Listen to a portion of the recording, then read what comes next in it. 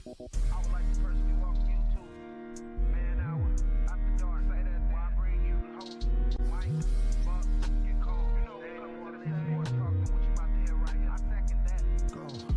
You know that it's us when we talking about sports. Giving you facts on the field to the court. Tune in, we need the support. 1 hour too short, still listen some more. On all your stations, not dropping no music. Starts like a leaders, but Nike just do it. Then 4 on the 4th, we go for the win. Michael 2 seconds, we taking it in. Buck, Mike, and Cole. You know what's going on. Man, now what after dark? No LA, we the big spark. No 4 minutes, won't cut short. Got the best talking, it's all sports. Buzzing more than buzz beats. We coming live off 3 speaks. Go. Make sure you tune in to Man Hour After Dark. And what is going on, Man Hour Nation? It's your boy Brandon Combs here all by myself right now. Michael Buckheister is stuck on some babysitting duties right now. His wife having a night out. So for right now, you just got me until he can join me, or until Wyatt gets back from whatever he is out doing. I don't know what you can be out doing when you're 10 years old, but it is what it is. So you guys got me for a little bit. Hop into that comment section. Keep me going.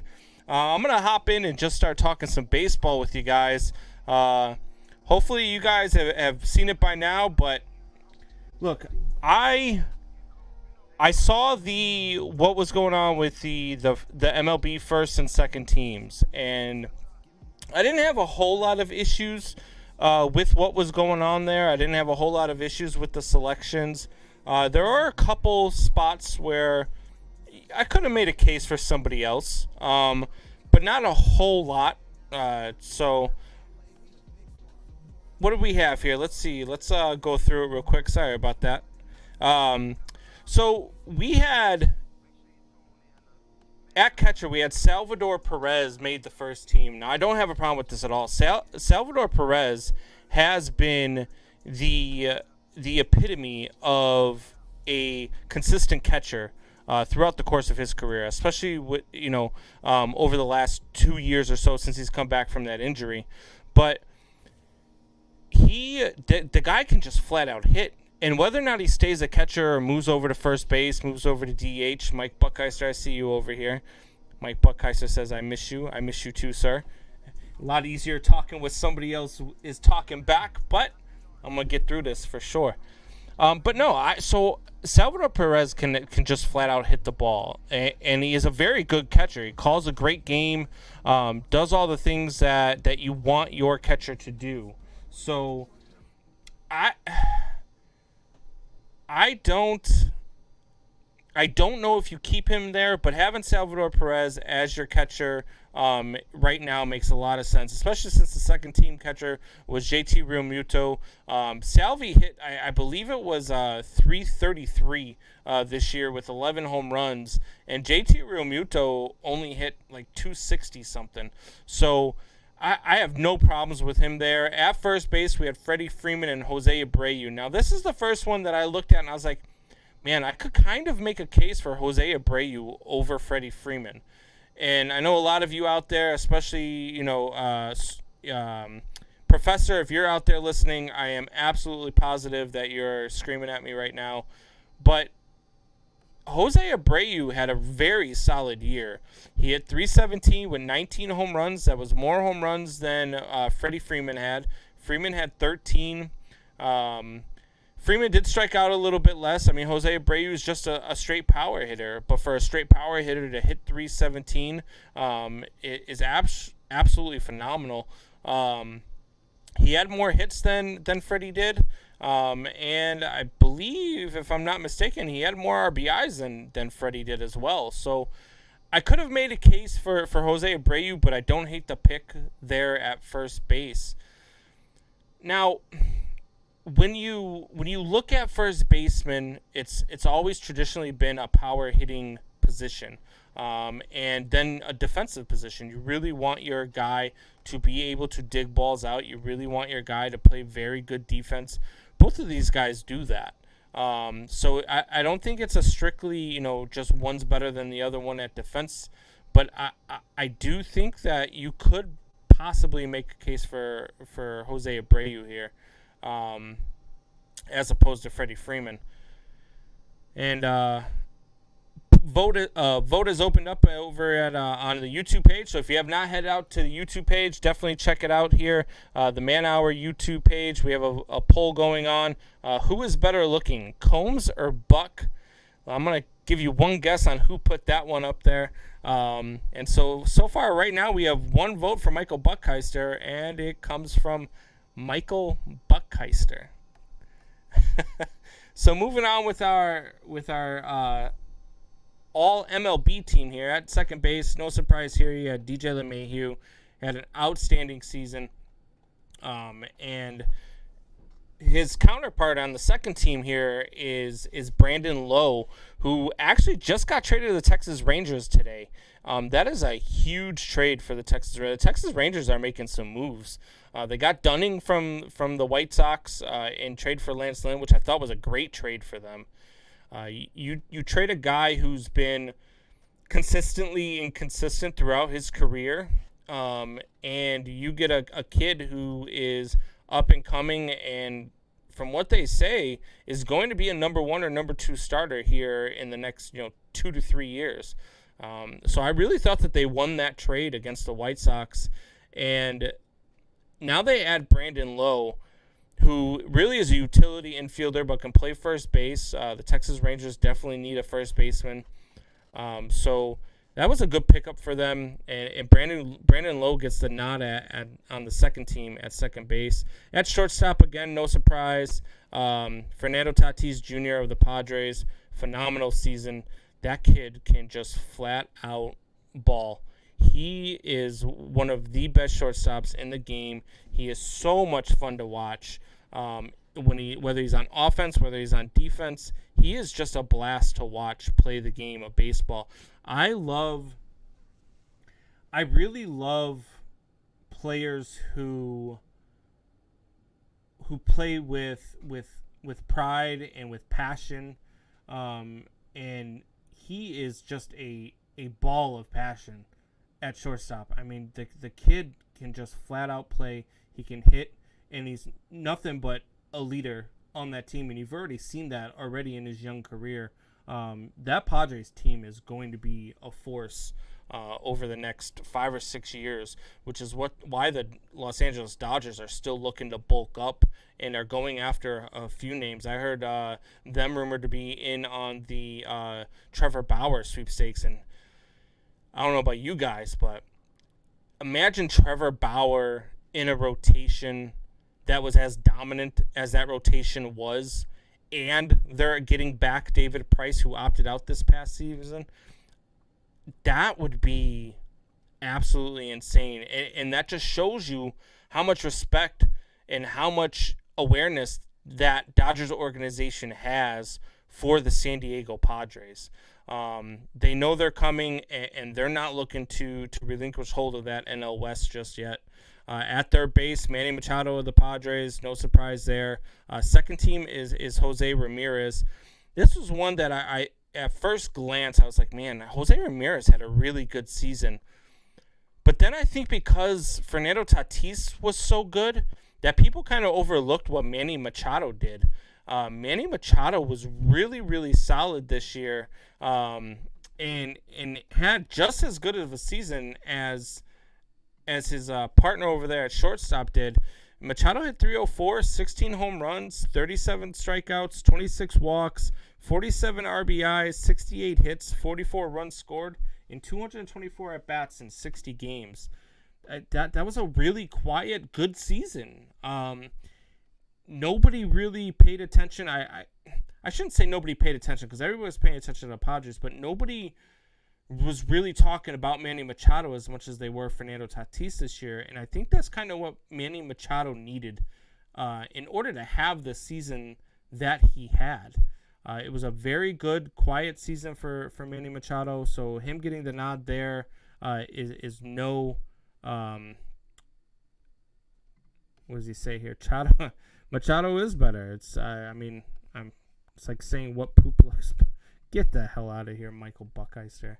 But no, Manny Machado had a quiet, good season, and so I had no problem with him there over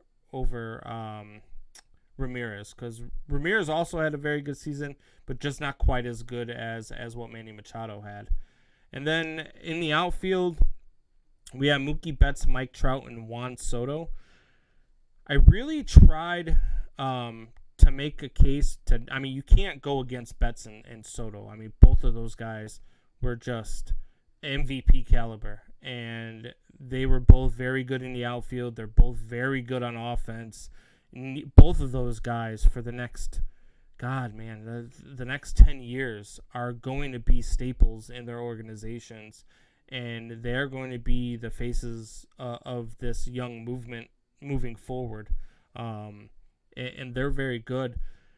I did take exception a little bit to Mike Trout. I think Mike Trout, who missed some time, and I know he's Mike Trout, and people are going to come at me and say, how can you say Mike Trout shouldn't be on the first MLB team?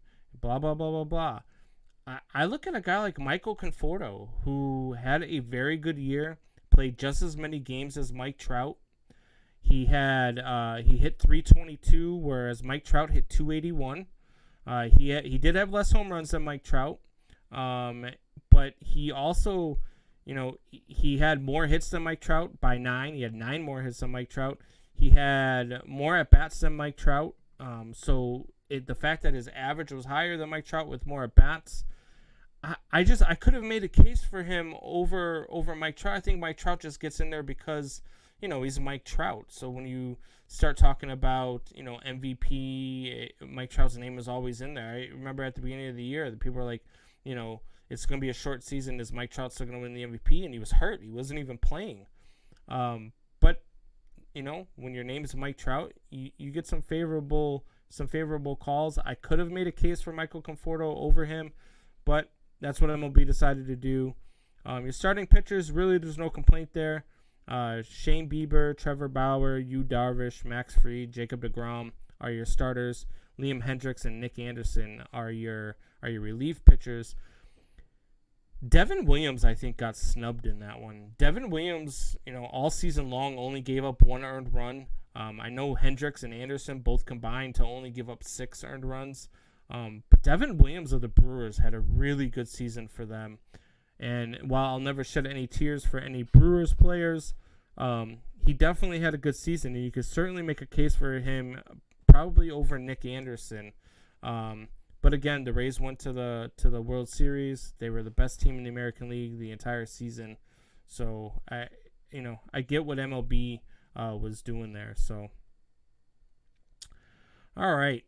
So we are going to step away here for a quick moment. Hopefully one of these guys jumps on soon so I can stop talking by myself. But when we come back, we will continue to chat. Hit me up in the chat line. Let me know what you guys want to talk about, what you guys want to hear, and we will go at it here in just a moment. So give me about 90 seconds, and we will be back.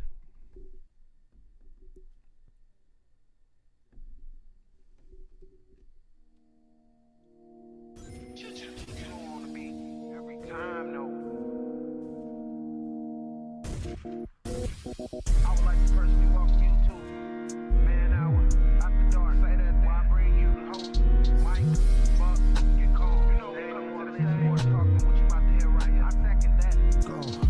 You know that this helps when we talk about sports. Giving you facts from the field to the court. Tune in, we need the support. 1 hour too short, then listen some more. On all your stations, not dropping no music. Starts like Adidas, but Nike just do it. Then 4 and the 4th, we go for the win. Michael 2 seconds, we taking it in. Buck, Mike, and calls. You know what's going on.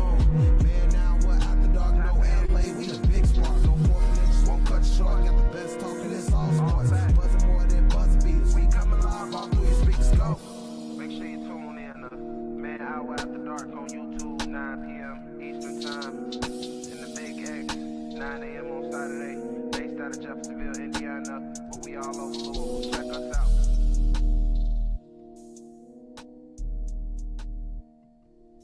All right, guys, we are back. Got some comments rolling in, so we'll definitely get to those here in just a moment. But I just want to make sure, you guys check us out on the YouTube page. We've got some clips going on there, some Man Hour clips. Check out the new one we're talking about where Buck is going off about Lamar Jackson is trash. I don't know what he's doing with that take. But, look, Lamar Jackson is not proving him wrong. And so for that, I got to give kudos to Buck because he called it, and so far it is going on. And you can't really argue against it right now. So Mike Buck says, Mike Trout best make it. Look, I get it, but sometimes I think that people fall victim to the name. And just because his name is Mike Trout, you put him up there when, Conforto hit 322 this year, and Mike Trout hit 280. And so that's a big disparity and a big difference. So I just thought that you could, put Conforto, at least give him a thought maybe. And I don't know, I would have voted for him. Max Fried is going to be a beast, Adam Barber. You are absolutely 110% correct there. Max Fried and the Atlanta Braves. That Atlanta Braves pitching staff is going to be very good. So let's talk about the Braves for a few minutes, Adam. I don't know if you're a Braves fan or not, or if you just wanted to talk about Max Fried, but that pitching staff is very good. And if they don't retain Travis d'Arnaud, I would think that going out and getting JT Realmuto would be at the top of their list.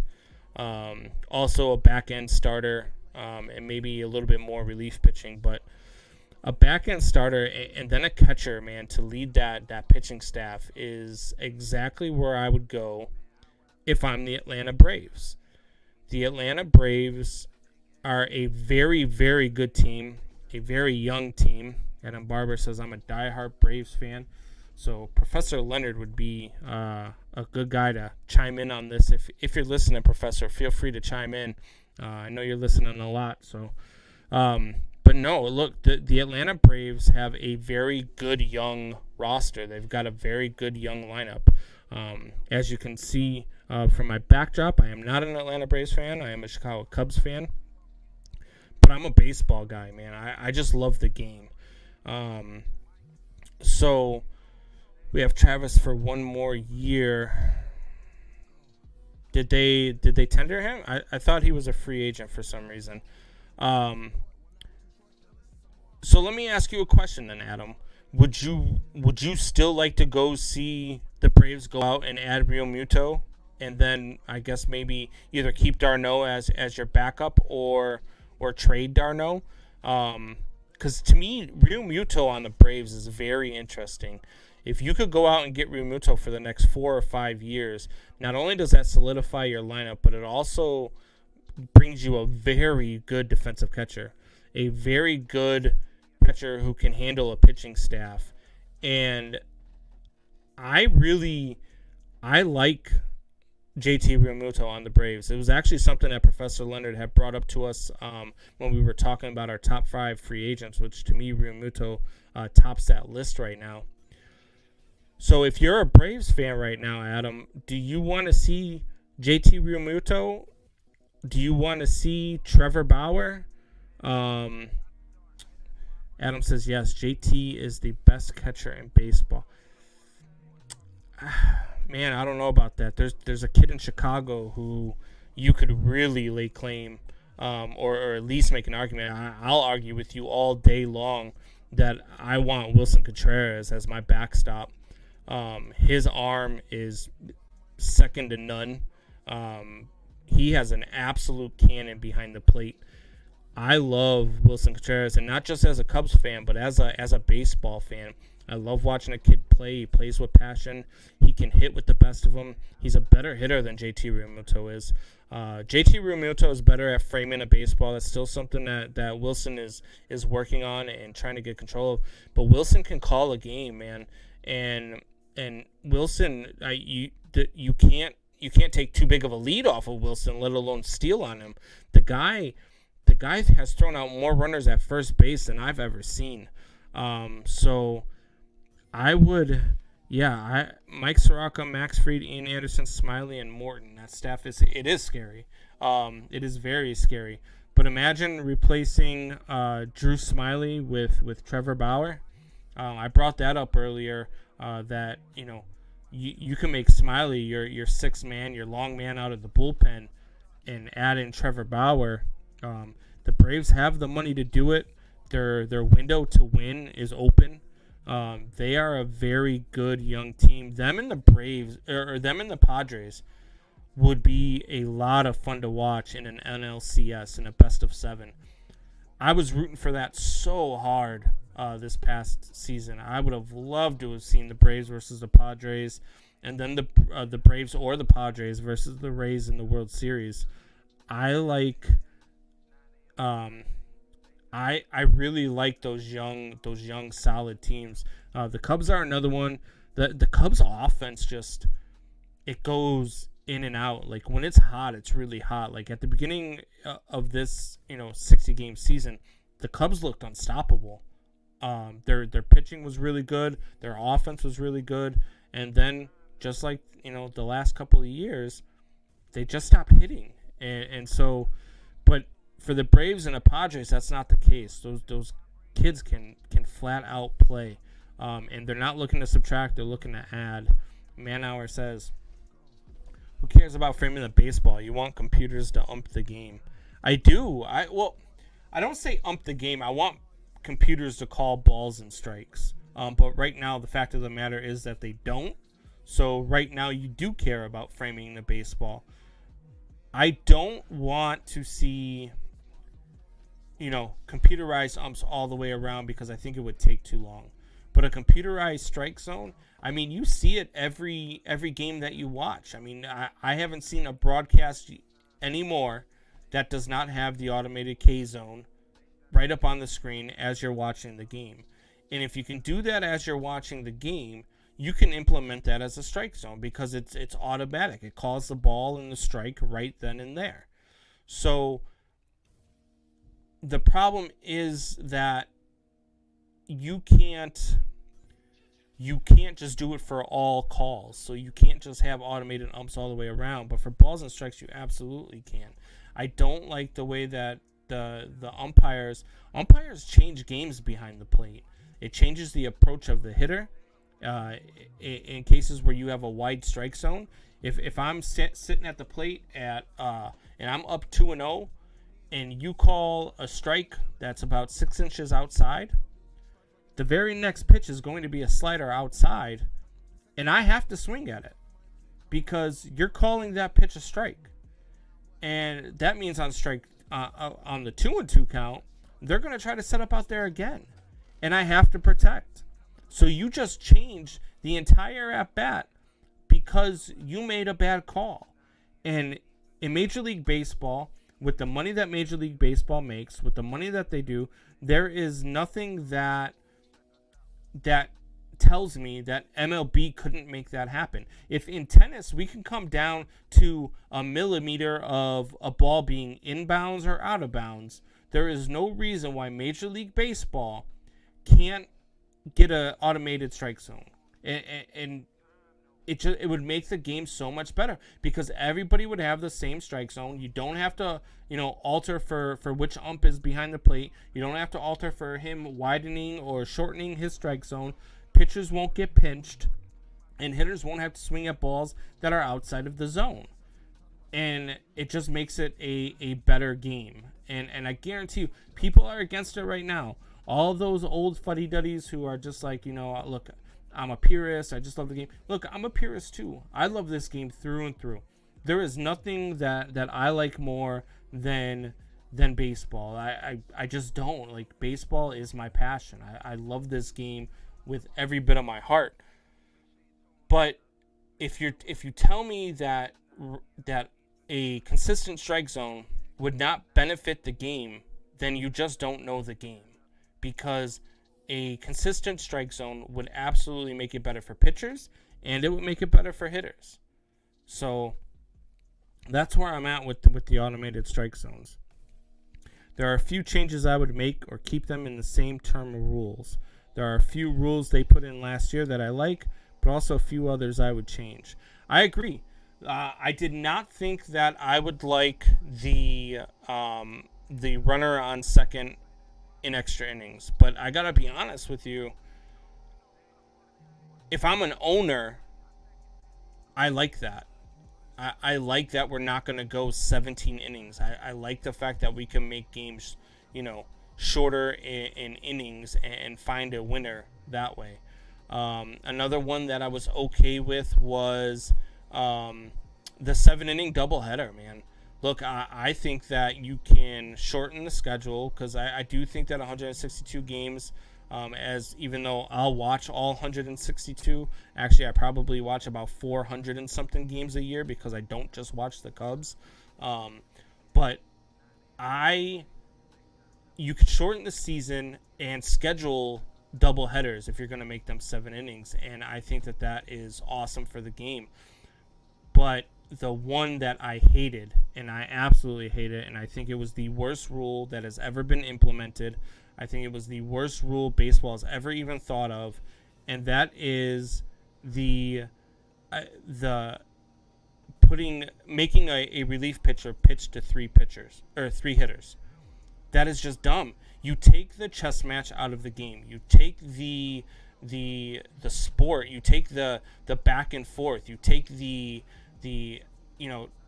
matchmaking out of the game. There's no reason why I can't bring in a guy to face a left-handed hitter, and then the next guy is a righty, but righties hit 200 points better against him than lefties. There's no reason why I should have to leave him in the game. That's why I have 11 relief pitchers in my bullpen.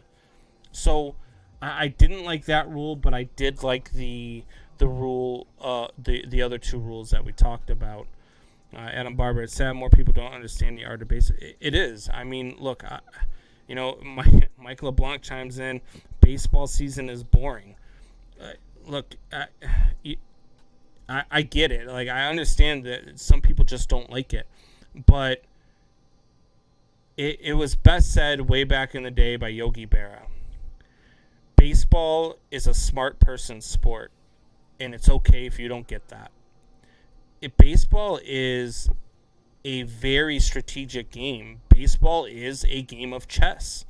And people will say chess is boring. I enjoy playing chess.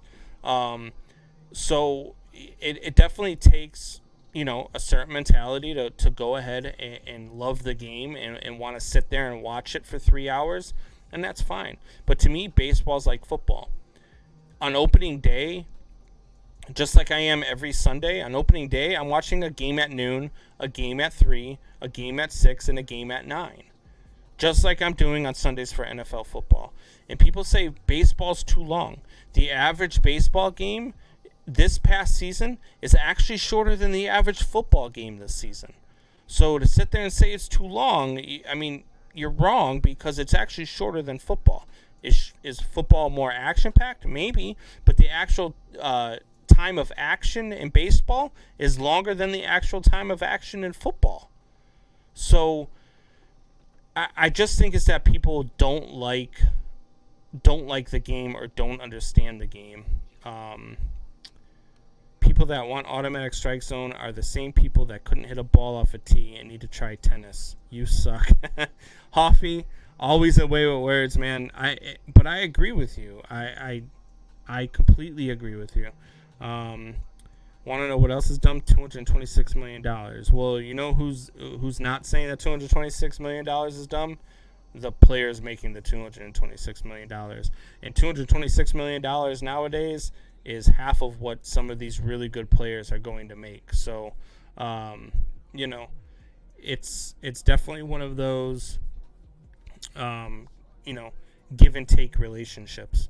I love the game. I will watch a game 162 days a season. I will watch the game 3 times 162 games a season. That's just me. That's who I am. So that's what I do. So I'm going to go ahead and take another quick break. And at the end of it, it does look like Wyatt is ready. So we will bring Wyatt to the show and we will talk some UFC.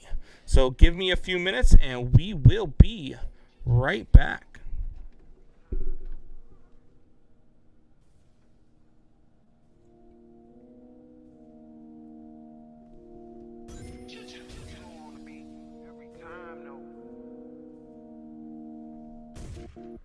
I would like to personally welcome you to Man Hour After Dark. Say that while I bring you the host, Mike, Buck, get calm. You know, come on to the sports talk than what you about to hear right here. I second that. Go. You know that it's us when we talk about sports. Giving you facts on the field to the court. Tune in, we need the support. 1 hour too short, still listen some more. On all your stations, not dropping no music. Starts like Adidas, but Nike just do it. Then 4 on the 4th, we go for the win. Michael 2 seconds, we taking it in. Buck, Mike, get calm. You know what's going on. Man, now we're after dark, no LA. We the big spark. No 4 minutes, won't cut you short. Got the best talking, it's all sports. Buzzing more than buzz beats. We coming live off 3 speaks. Go. Make sure you tune in to Man Hour After Dark on YouTube, 9 p.m. Eastern Time. In the Big X, 9 a.m. on Saturday. Based out of Jeffersonville, Indiana, but we all over Louisville. Check us out.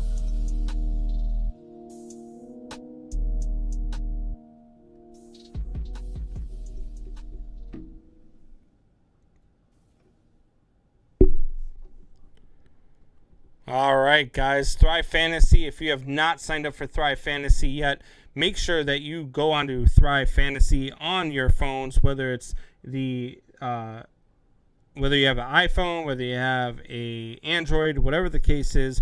Go into your app store and check out Thrive Fantasy, or online at thrivefantasy.com. Use promo code MANHOUR. That's Thrive Fantasy with promo code MANHOUR. They will match up your deposit up to $50. Promo code MANHOUR. And I'll tell you guys, I signed up for this, and sometimes I forget when I get into games. And so I got into a game last week. I put in my picks and all that stuff, and then I completely forgot that I got into it. So I went to go put a bet on tonight's game, and I won $175 last week, and I didn't even know it until I logged back into the app.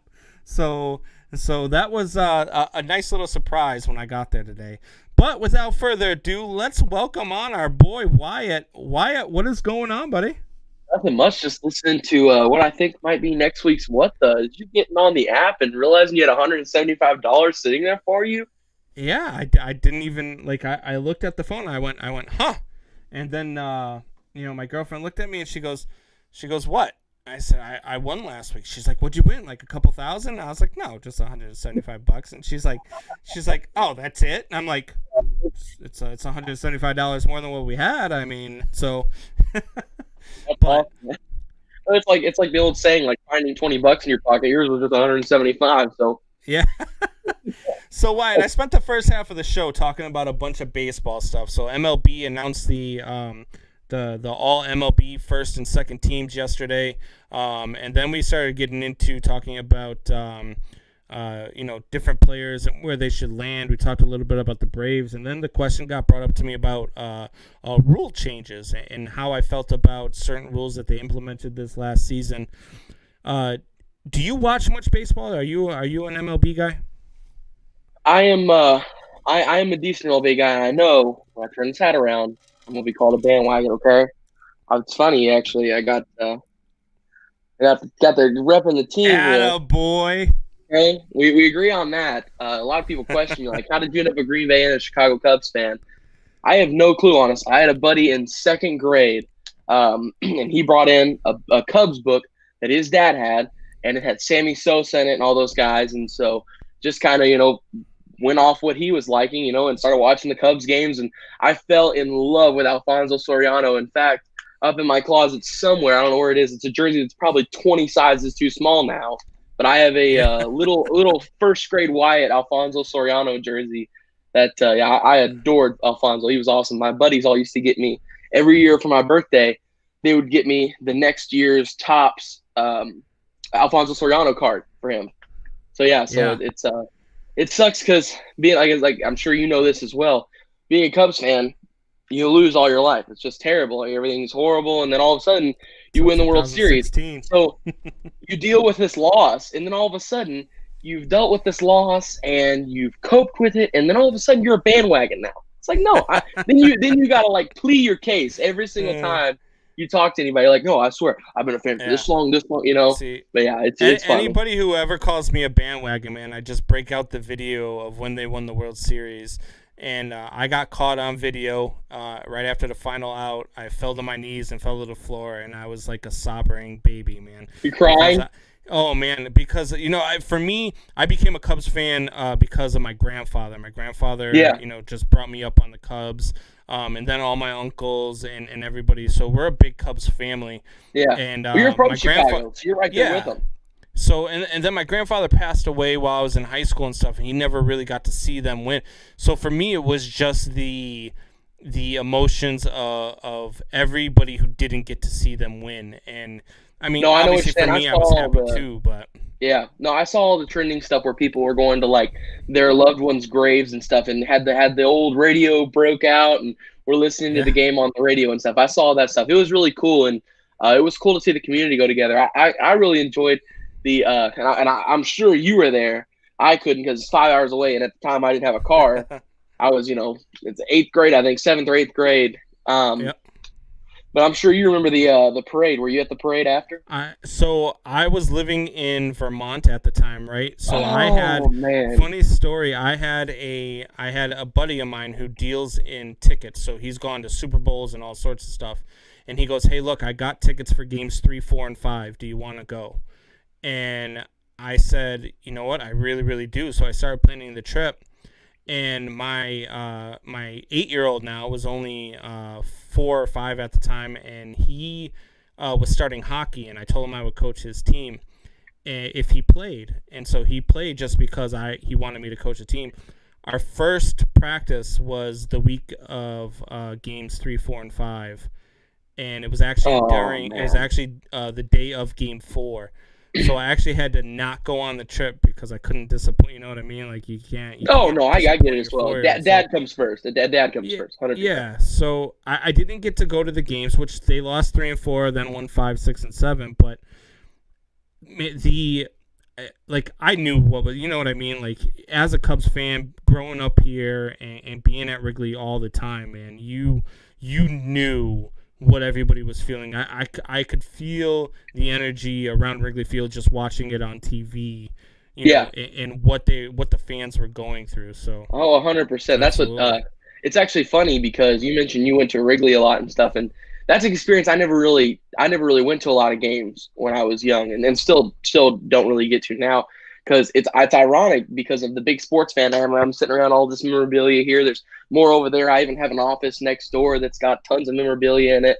But I grew up ironically in a non-sports family. I am the only person in my entire family who really indulges in sports like that. My dad does because I'm interested in it. My dad gets involved in stuff like that. But other than that, that's really it. It's just me. I've got a bunch of sports people in my family, but I'm the only one who is as obsessed with sports like I am.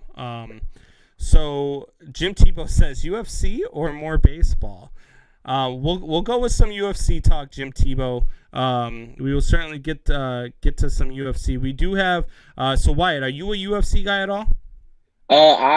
That's another one. Baseball and UFC are my two weak links. I watch them, of course. But not as following as I should be.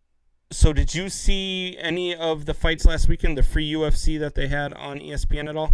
I did not. Last weekend I was working like a mad dog. Right. Yeah. All right.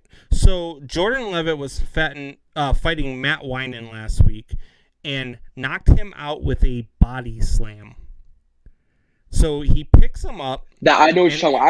I saw the highlights. Yes. And slams him down and knocks him out. That's got to be the coolest way to knock someone out, right? I've seen all sorts of great knockouts, but to say you knock somebody out when you body slammed them has got to be the coolest way to knock somebody out. For sure. I couldn't agree with you more. And now I know what you're talking about because I didn't get to watch the fights, but I watch all the highlights and stuff after. But yes, I mean, as soon as you mentioned the body slam, it came right to me. Yes, I saw the highlights. That it was crazy. Michael Buckheister says, best knockout ever. Mike Buckheister is still on dad duty, having to babysit, so he's not able to join us tonight, but he is definitely live in the chat.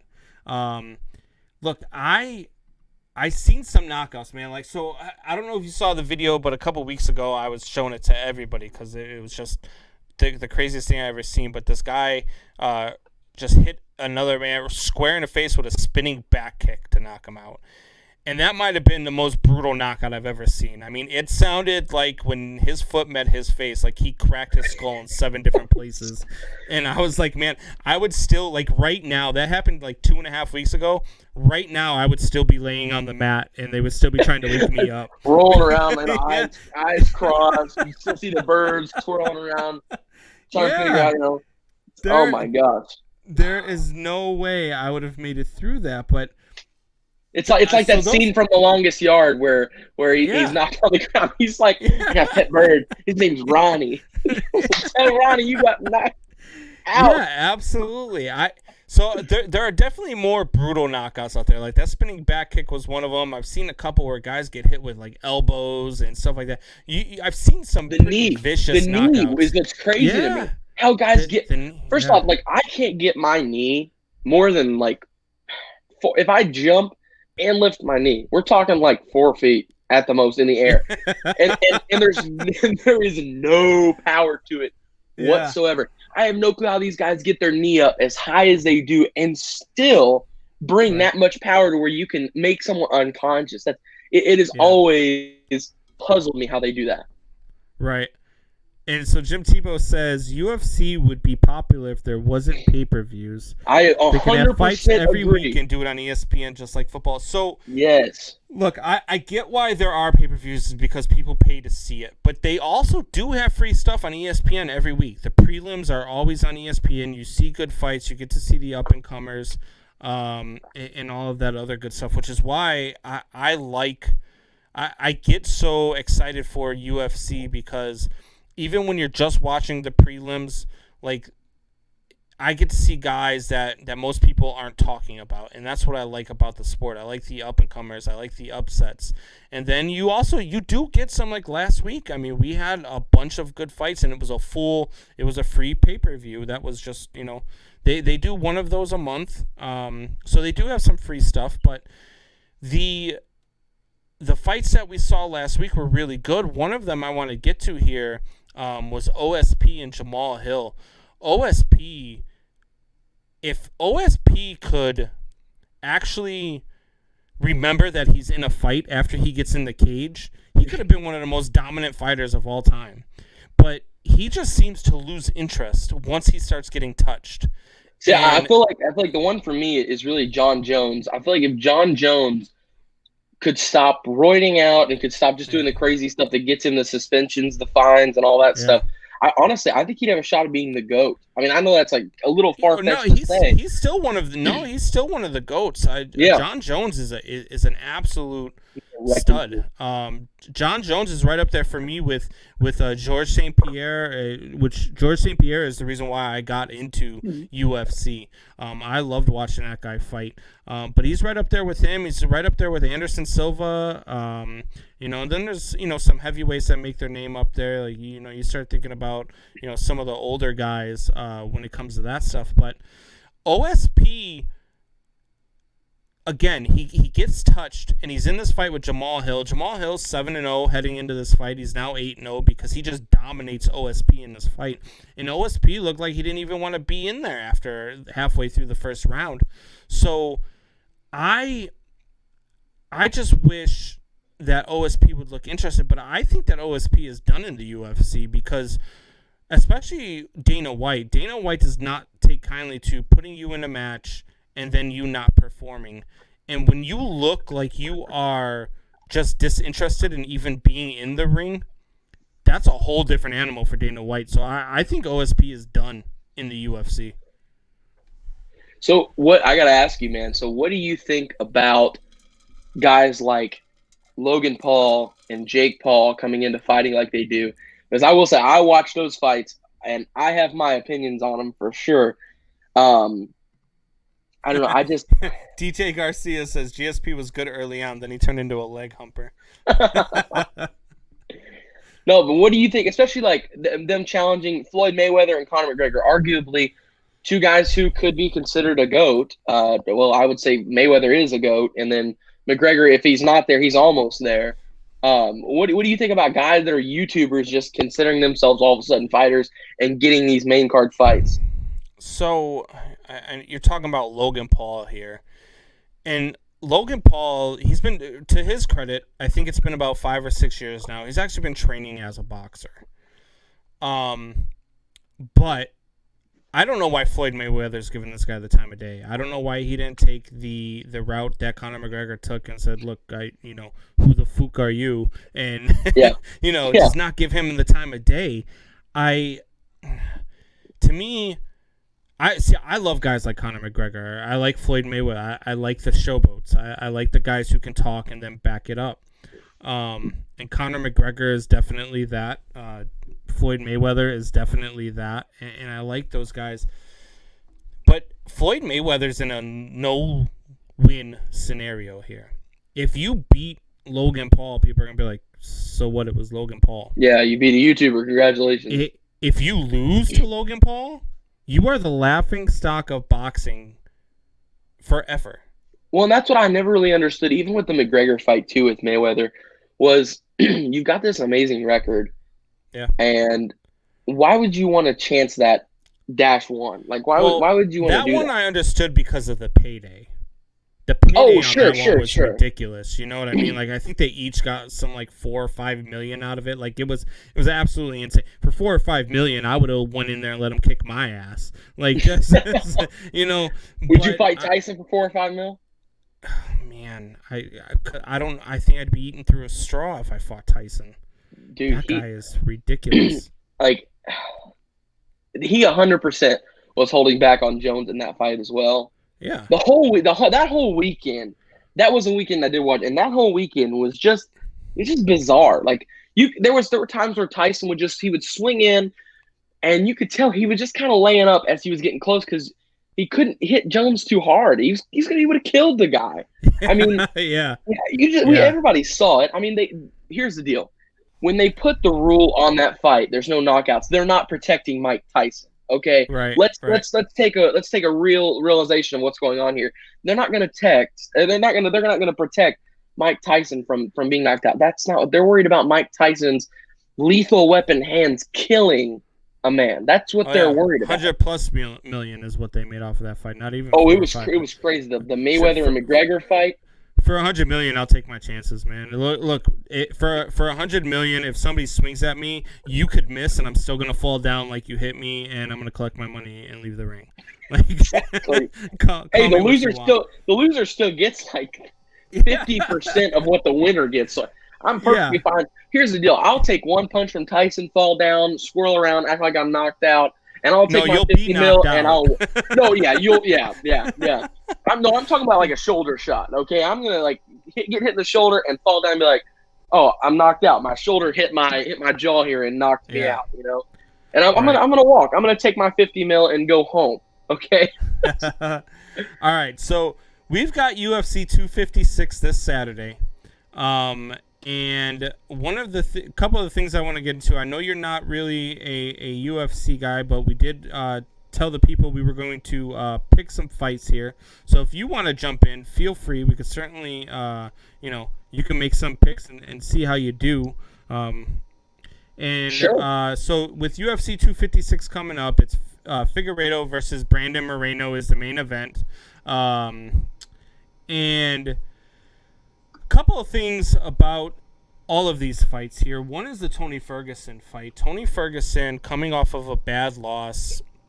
I think he really needs this victory here. I feel like Tony Ferguson, he feels anyway that he was a big part of UFC coming back so early. He was a big proponent to getting them back throughout this whole COVID thing and helping them make money.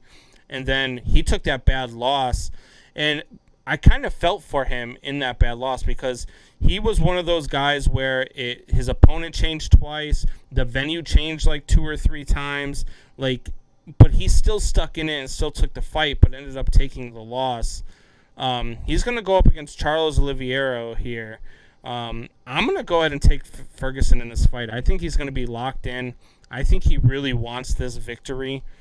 And so I'm going Ferguson, and I'm gonna say he finishes him. This isn't even gonna get to a judge's decision here. Yeah, I'm going to kind of jump off that one with you as well. All of Ferguson's wins, 50% of them have come from knockout or TKO. So he's also got a longer reach as well. So I'm going to run with you on that one as well. Right. And then we've got a very good women's strawweight bout. Mackenzie Dern, 9-1. She's out of Brazil versus another Brazilian, Verna Jandaroba. She is 16-1. Both of them are very, very good orthodox fighters. Mackenzie Dern is more of a a ground and pound type of fighter as opposed to just getting in there and standing up. She's going to try to take this to the ground. Jandaroba has very good takedown defense, but I think if Dern takes her to the ground, she could be in trouble. So I'm picking Jandaroba in this one, and it's probably I'm going to say it goes to a draw, though. Not a draw, but a judge's decision. But I'm going to take Dern in this one. No, yeah, and whenever we look at Dern here, last fight was a win as well as Verna as well. So it's going to be a great match like you were talking about. I'm going to agree with you on that, though. I'm going to take Dern. All right.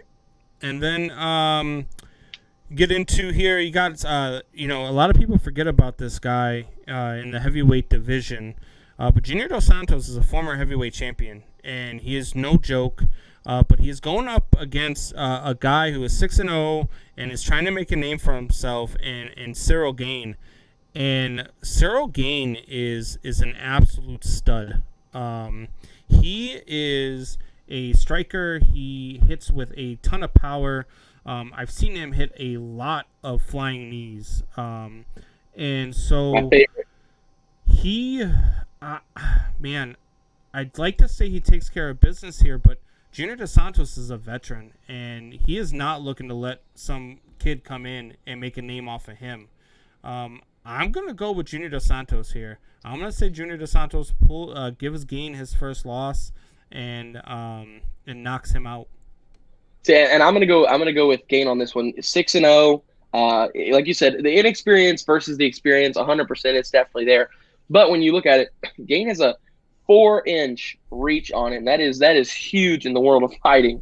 So I feel like Dos Santos is not even going to be able to get close to him, and the youngster is going to take over the vet. Yep. And then in the prelims we have a another female strawweight bout where we've got Tisha Torres.